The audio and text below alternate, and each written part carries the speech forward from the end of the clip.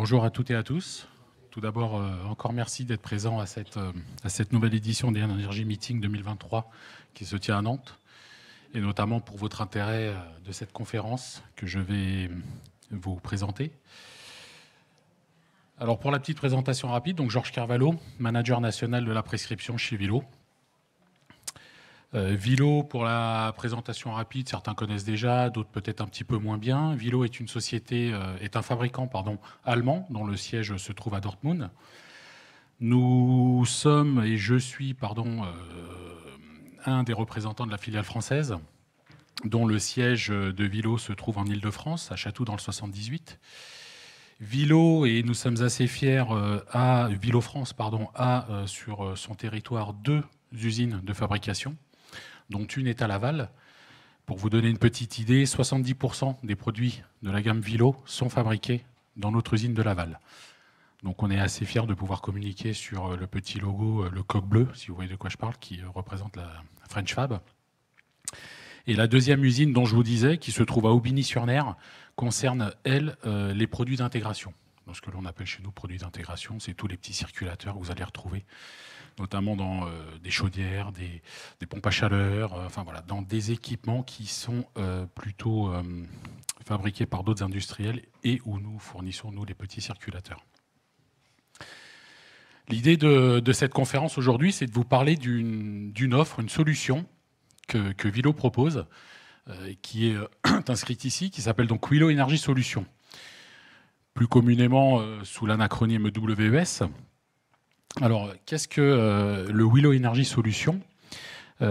C'est une offre d'audit énergétique que nous vous proposons, donc en lien avec la maîtrise d'œuvre, avec la maîtrise d'ouvrage.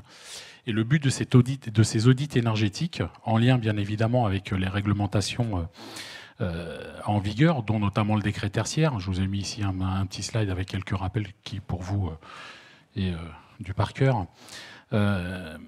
Le but, effectivement, donc, de cette offre, encore une fois, du WES, Wilo Energy Solutions, je dirais WES, ça va beaucoup plus vite pour la suite.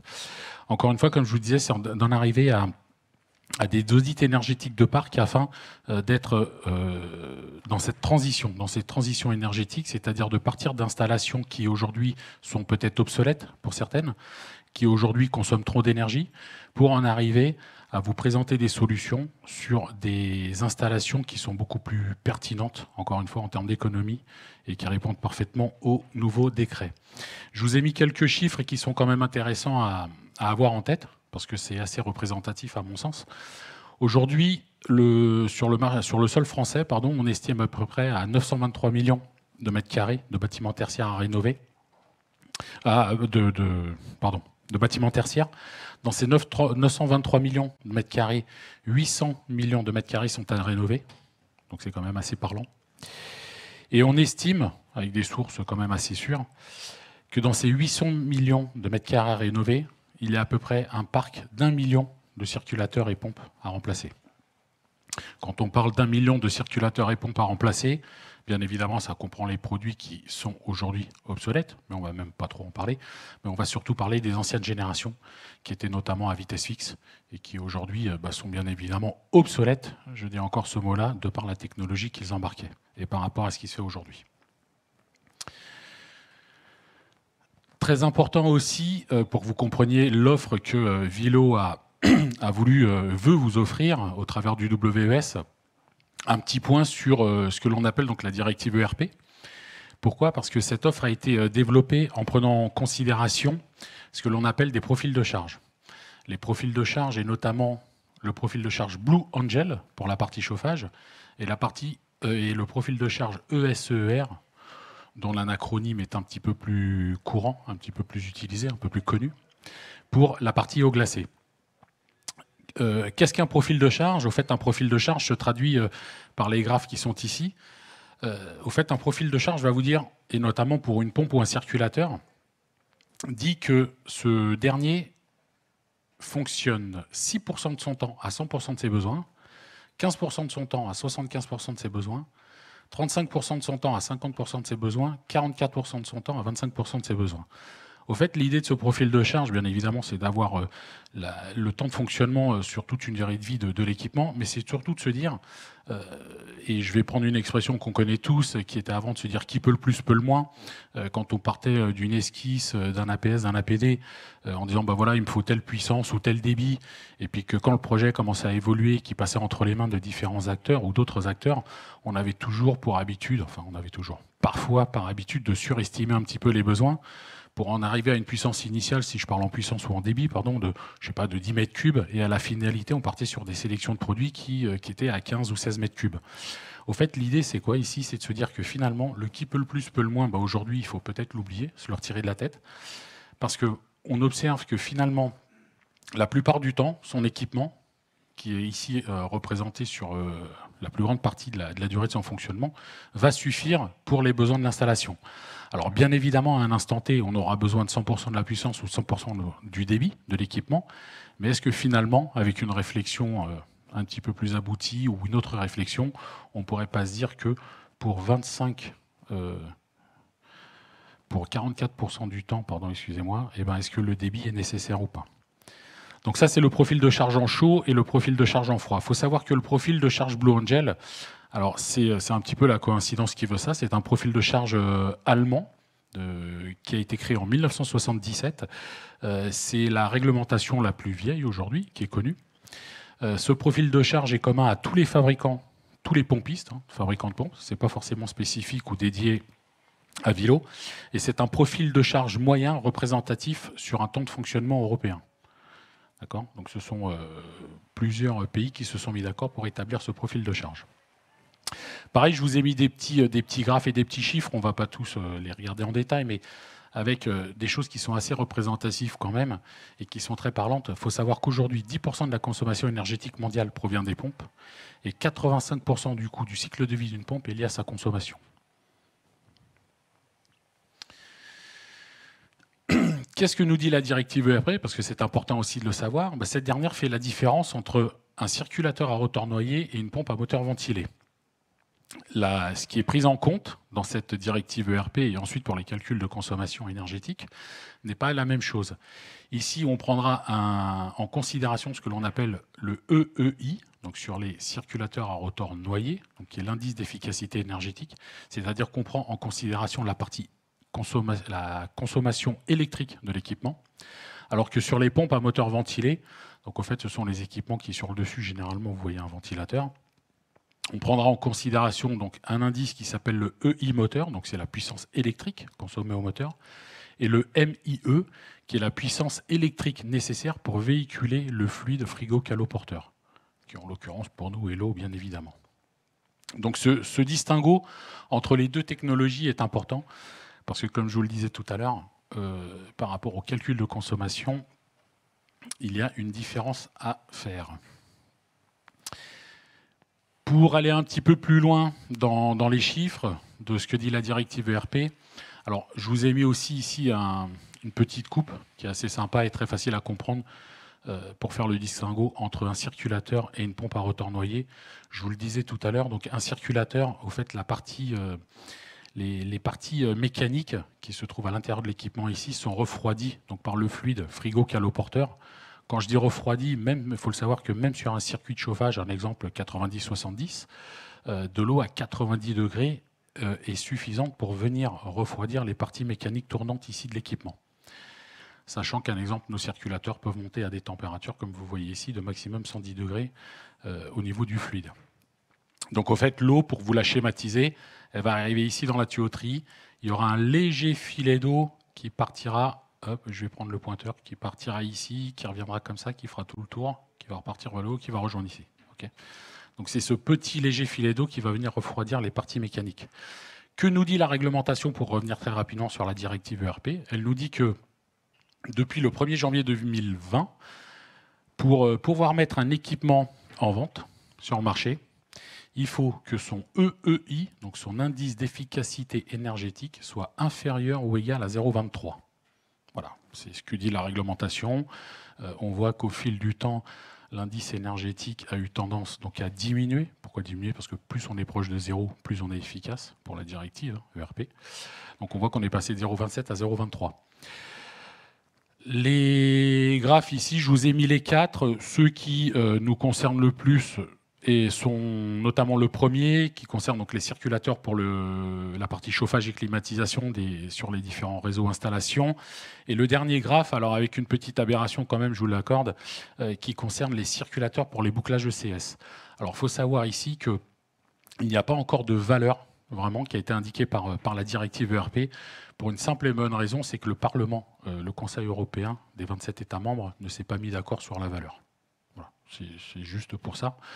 Et la petite aberration, comme je vous disais, en fait, elle est là, c'est qu'ici, on parle de chauffage et climatisation. Si je prends 2 réseaux bien distincts, au hasard, je prends une chaudière et puis un groupe d'eau glacée, au hasard, hein, on va avoir 2 circulateurs qui vont fonctionner 6 mois dans l'année chacun. Ils se sont mis d'accord sur une valeur pour des équipements qui travaillent 6 mois sur 12. Et pour un équipement qui, lui, va fonctionner 12 mois dans l'année, ils ne se sont pas mis d'accord sur la consommation. Bon, voilà, c'est un petit peu la partie aberrante du système, mais c'est comme ça. Pour les pompes à moteur ventilé, comme je vous disais, la différence avec un circulateur à rotor noyé, c'est qu'ici, vous avez votre fluide qui va circuler, donc l'eau en l'occurrence pour nous. Et cette fois, ce n'est pas l'eau qui va venir refroidir le rotor et le stator, mais c'est plutôt un ventilateur qui se trouve sur le dessus. Quand on regarde sur la partie haute, on voit généralement donc un ventilateur qui fonctionne. Et ici, la réglementation, qu'est-ce qu'elle nous dit? Elle nous dit, pour pouvoir, donc depuis le 1er janvier 2021, répondre à la réglementation, il faut avoir un MIE supérieur ou égal à 0,4. Là, pour le coup, c'est supérieur ou égal. Plus on se rapproche de 1, plus on est efficace. Donc là, c'était les 2 petits slides pour vous faire le distinguo entre les 2 technologies qui permettent d'aller un petit peu plus loin dans notre étude énergétique et dont la directive ERP fait, elle aussi, la différence. On en vient donc à Willow Energy Solutions. Alors, pourquoi est-ce que Willow, comme je vous le disais tout à l'heure, a décidé de promouvoir aujourd'hui et de sortir cette offre? Bien évidemment, c'est par rapport à ces lignes directrices qui sont ici, pour répondre à la transition énergétique, hein, qui est aujourd'hui au cœur de nos métiers. Une stratégie nationale bas carbone, donc dans l'idée bien évidemment de décarboner. Alors ce sont des points, des lignes directives, mais on va voir pourquoi, parce que les axes de réflexion autour de l'offre qu'on vous propose tournent autour de ça bien évidemment. Pour répondre aujourd'hui aux critères et aux réglementations en vigueur, qui pour vous encore une fois sont du par cœur, hein, le décret tertiaire et le décret BAX, et en lien, comme on vient de le voir, avec la directive ERP. Comment ça se passe? Ça se passe en 6 étapes. Au fait, c'est très simple. Pour aller très simple, c'est vous prenez contact avec votre interlocuteur Willow. Ce dernier se rend sur site, sur un bâtiment, sur un ensemble de bâtiments avec vous. L'interlocuteur Willow qui vous accompagnera fera un relevé de parc, donc un relevé des équipements existants, équipements bien évidemment en lien avec ce que l'on sait faire. Encore une fois, donc tout ce qui est pompe et circulateur. Quand je dis un audit énergétique, vous doutez bien qu'on ne fera jamais d'audit sur une chaudière, sur un groupe d'eau glacée, sur une pompe à chaleur, sur un ballon thermodynamique. Non, non, c'est sur les produits que l'on maîtrise, j'ai envie de dire. Donc encore une fois, pompe et circulateur. À partir du moment où votre interlocuteur Willow aura fait ce relevé de parc, il repart avec les éléments. Et l'idée, c'est de vous envoyer donc un document d'une dizaine de pages, dont on va parcourir les pages essentielles après. Vous avez donc ici, je vous ai retranscrit, parce que je pense que c'est plus parlant parfois que les longs discours, un audit de parc qui est en cours. C'est pour un ministère. Alors j'ai, par des questions on va dire j'ai oublié le mot, confidentialité, pardon, effacé lequel. Au fait, le document se présente de la manière suivante. Vous retrouvez sur la partie haute du document donc toutes les données du site. Les données du site sont entre autres donc les jours de fonctionnement, les heures de fonctionnement, le prix du kilowattheure auquel le client paye, le maître d'ouvrage bien évidemment, le profil de charge que vous souhaitez utiliser. Alors par défaut, pour la partie chauffage, comme je vous le disais, on utilisera systématiquement et tout le temps le profil de charge Blue Angel, donc encore une fois qui est pas propre à Willow, hein, mais vraiment commun à tous les fabricants, à tous les pompistes, ou le profil de charge ESER si on est sur de l'eau glacée.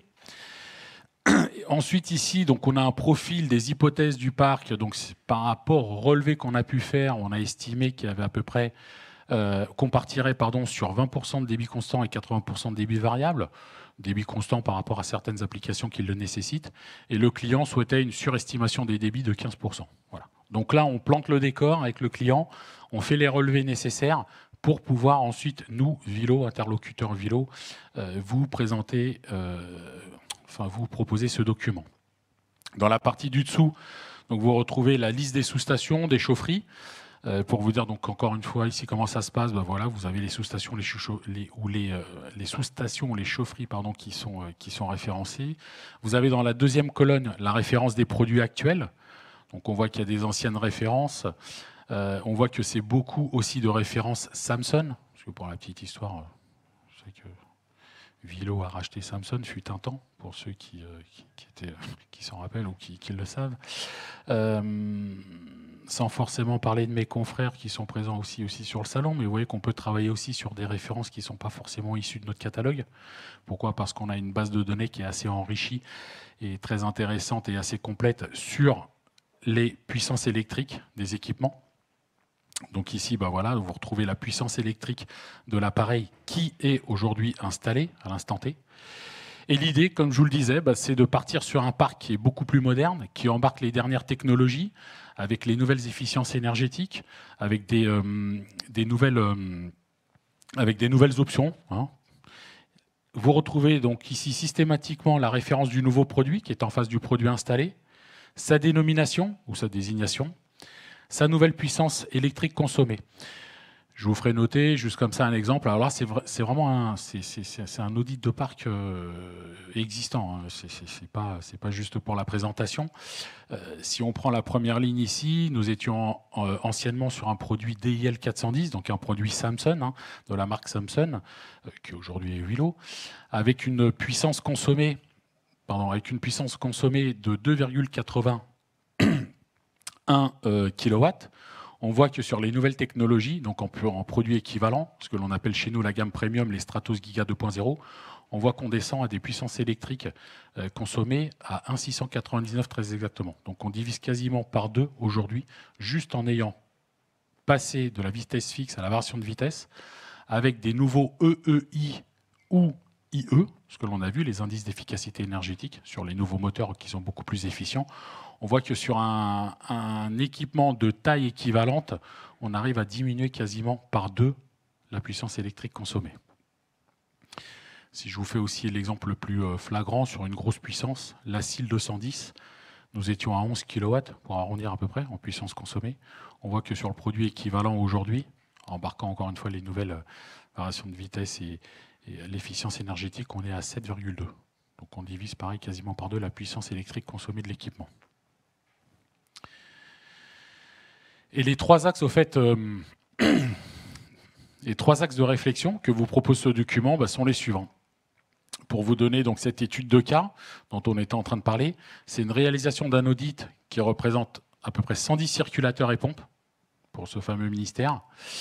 Et le premier axe de développement va être de travailler sur la consommation énergétique du bâtiment. Donc on passe ici un exemple sur les résultats.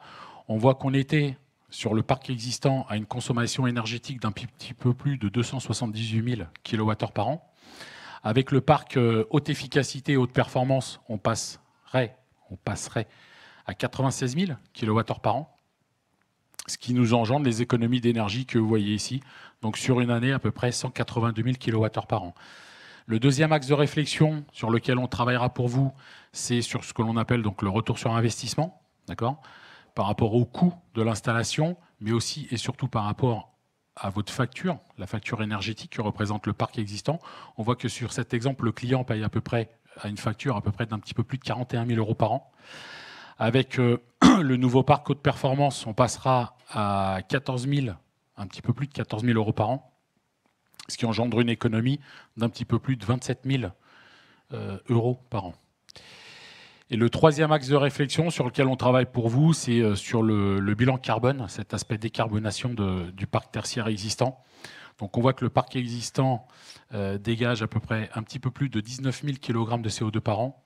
On passerait à un petit peu plus de 6 700, ce qui engendrerait une économie, on peut le dire comme ça, d'un petit peu plus de 12 000 kg de CO2 par an. Le retour sur investissement, vous l'avez ici, 2,5 ans, à la croisée des deux courbes, ce qui représente à peu près sur cet exemple 59% d'économie d'énergie en passant du parc actuel au parc haut rendement. Donc ça, c'est le document qu'on vous remettra systématiquement. Comme je vous dis, il fait à peu près une dizaine de pages. Là, je vous ai fait une retranscription des résultats, hein. Je vous ai passé les sélections des produits et tout ça que vous retrouverez bien évidemment pour que vous ayez vraiment l'impact visuel de ce que peut représenter aujourd'hui de passer encore une fois des anciennes installations, des anciens produits aux nouveaux produits. Donc là, on était sur un bâtiment tertiaire.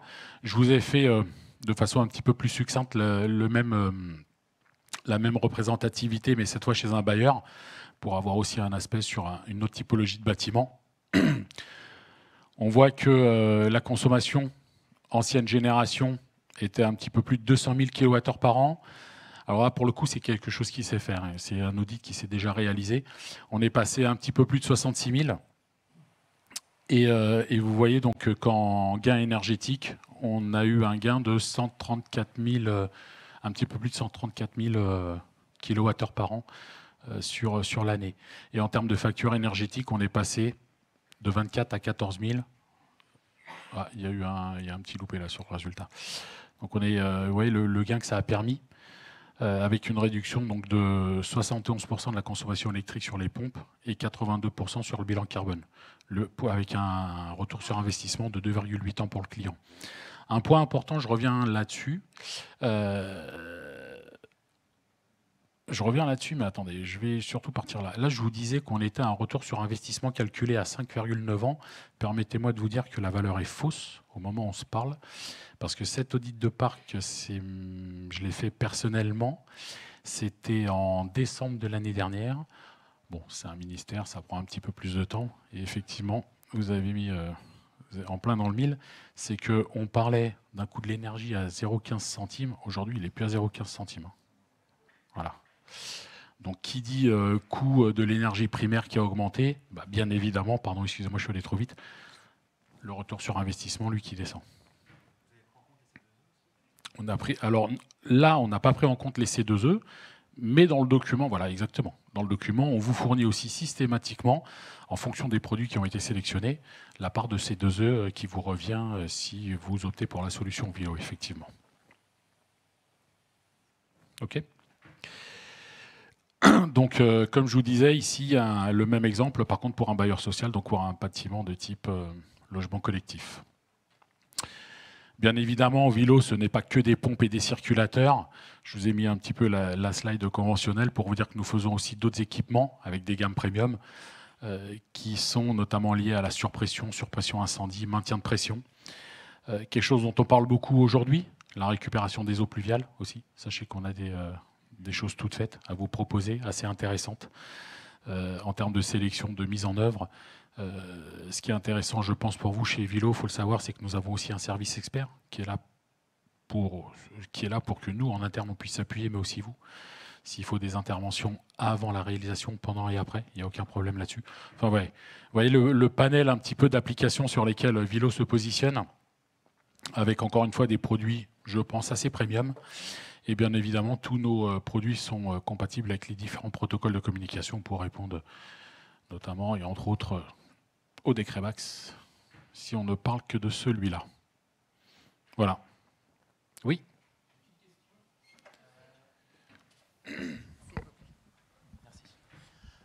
Oui, donc Johan Leloutre de la mission d'appui à la performance des établissements de santé. Et j'avais une question, donc j'ai fait pas mal de... Enfin, je ne suis pas du tout expert dans les pompes, hein, mais je vois pas mal quand même de pompes à débit variable qui sont mis en mode forcé, donc qui correspondent à du fixe. Oui. Et on me dit souvent, oui, mais du coup, là c'est un calcul théorique, je pense, une puissance fois un temps de fonctionnement estimé, etc. Mais qu'en est-il? Un réseau déséquilibré, un réseau désemboué, etc. Donc du coup, souvent ces pompes, on les investit et on les met en forcé parce qu'en fait, on n'a plus assez de puissance derrière. Donc est-ce que vous allez plus loin dans votre diagnostic que de réduire la puissance absorbée? Parce que c'est pas, ça c'est la théorie, entre guillemets. Le réel, on sait qu'il n'est pas exactement comme ça. Alors, Il y a beaucoup, il y a de la théorie, effectivement, dans les slides que je vous ai proposés, mais il faut savoir qu'on est quand même assez proche de la réalité. Sur les différents WES qui ont été réalisés à ce jour, on observe, pour vous dire à peu près une moyenne, entre 50 et 65% d'économie d'énergie, juste du fait, excusez-moi, de passer de la vitesse fixe à la version de vitesse. D'accord. Je vais compléter un petit peu, alors, parce que vous m'avez mis aussi sur une idée, c'est qu'effectivement, on peut encore aller plus loin dans ces économies d'énergie, mais pour le coup, ça ne sera pas lié à Vilo. Vous l'avez dit à juste titre, c'est un bon équilibrage des réseaux aussi. D'accord. Bien évidemment, des embouages et bon équilibrage. C'est peut-être aberrant de le dire, mais des fois, en chaufferie ou sous-station, on voit des choses et c'est bien de le répéter. Maintenant, pour répondre à votre question, oui, effectivement, on voit beaucoup d'équipements pompes ou circulateurs qui sont mis sur un mode de fonctionnement ou un mode de régulation équivalent à de la vitesse fixe. J'ai envie de dire, il n'y a pas forcément d'intérêt, bien évidemment, parce que les équipements, quand on les prend avec de la variation de vitesse, c'est pour profiter de cette technologie. Et pour vous dire, oui, on va plus loin parce qu'on propose effectivement des assistances à la mise en service. Je ne sais pas si ça répond à votre question. Avec, encore une fois, toute une partie expert ou technicien, Vilo, qui viennent en accompagnement ou du maître d'ouvrage, ou de l'exploitant, ou de l'installateur, pour, dans un premier temps, faire la mise en service avec lui, paramétrer l'équipement avec le bon point de fonctionnement par rapport à la demande du client, et s'il faut faire une formation sur place, je vais vous dire honnêtement, on est demandeur. C'est pas qu'on sait le faire ou qu'on le fait, c'est qu'on est demandeur. Bonjour. Bonjour. Jean-Philippe Duhalsua, bureau d'études et logis à Groupe Projex. Oui. Moi, j'ai une question sur la définition des données d'entrée, notamment le taux de charge. Vous avez montré dans votre tableau un taux de charge. Comment est-ce que vous faites pour définir ces chiffres 100%, voilà, 100%, 75, 50, 25, avec 6%, 15, 35, 40 ? Comment est-ce que vous arrivez à le faire avec une visite, on va dire, éclair ? Alors, ouais. On passe un petit peu plus de temps que la visite éclair, mais celui-là, j'ai mis 3 jours à le faire. Il y avait 110 circulateurs, j'ai mis 3 jours. Mais alors, le profil de charge, le pointeur est là. Le profil de charge, ce n'est pas nous, Vilo, qui le définissons. C'est vous, maître d'ouvrage, qui le définissez par rapport à vos besoins et à vos temps de fonctionnement et à ce que vous estimez de votre installation. On peut, conjointement avec vous, travailler dessus. Mais j'ai envie de dire, l'encadré du haut, je vais le dire de cette manière pour peut-être être un petit peu plus... En fait, l'encadré du haut, encore une fois, ce sont, quand je dis les données du site, voilà, c'est vraiment données du site, données du maître d'ouvrage. C'est-à-dire qu'aujourd'hui, seul le maître d'ouvrage est sachant, encore une fois, sur le temps de fonctionnement, les heures de fonctionnement, le coût de son installation, le profil de charge. Le profil de charge, tout à l'heure, je disais que c'était un temps de fonctionnement par rapport à une puissance. On peut le définir ensemble, bien évidemment, par rapport au type de bâtiment. Si vous êtes, alors je vais faire le grand écart. Si vous êtes sur un bâtiment tertiaire qui est ouvert effectivement de 8h à 17h avec des pauses déjeuner, on définit, et par rapport aussi, bien évidemment, aux conditions climatiques sur des durées de fonctionnement, on pourra le définir. Maintenant, si on est sur, je sais pas, je vais prendre un autre bâtiment, un commerce qui ouvre avec telle heure et telle heure. Enfin voilà, la typologie du bâtiment, ce que le client souhaite et par rapport au taux d'occupation, définira un taux de charge. Ce n'est pas à nous, Vilo, de le faire, mais on peut le faire avec vous. Et je vous parlais tout à l'heure de ce pôle expert que l'on a en interne. Il a aussi à charge ou à mission de pouvoir le définir avec vous. On est vraiment là en support. Enfin voilà, c'est pas juste, encore une fois, comment je pourrais dire, c'est pas juste quelque chose qu'on propose comme ça pour faire de la plus-value chez nous, parce que ça peut être une question de plus-value. On est vraiment dans l'accompagnement, dans l'assistance à la mise en œuvre de nouvelles technologies permettant aujourd'hui d'avoir des bâtiments beaucoup plus efficients. Oui, bonjour. Dans l'évaluation de vos coûts, ce sont des remplacements 1 pour 1 ou la partie installation, donc en fait vidange des réseaux, j'enlève la pompe, je remets la nouvelle, sont pris en compte? Non, c'est juste lié au coût du matériel. Si je vais donc sur le slide, hop, là, sur les coûts que je présente ici, c'est ça. Non, c'est vraiment juste lié à la partie matérielle. Quand on parle de retour d'investissement, ça ne prend pas effectivement la part de certainement, enfin c'est pas certainement, de démontage et mise en œuvre des nouveaux équipements. C'est sur l'achat de nouveaux équipements.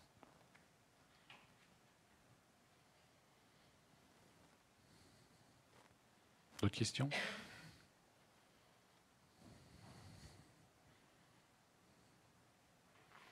Comme je vous le disais, systématiquement, ce document vous est remis. Maître d'ouvrage, maître d'ouvrage ou maître d'œuvre, il n'y a pas de souci là-dessus. Ou exploitant, enfin voilà, tout dépend effectivement de l'apport d'entrée qu'on a eu par rapport à la demande. Les mots sur lesquels j'insisterai, et je l'ai dit tout à l'heure, c'est vraiment d'être dans l'assistance technique, non pas faire de la proposition de WES pour chiffrer des produits et pour les vendre derrière. On ne se le cache pas, il y a cette finalité qui est là aussi, bien évidemment. Mais aujourd'hui, ce n'est pas de faire de la contre-référence, c'est de faire de la belle référence, et de la belle référence avec vous, et de vous accompagner, encore une fois, dans cette chose qui nous anime tous et qui fait qu'on est présent, là, cette transition énergétique, pour avoir des bâtiments plus efficients et performants, et moins énergivores. C'est bon ? Merci à vous. Merci pour votre attention.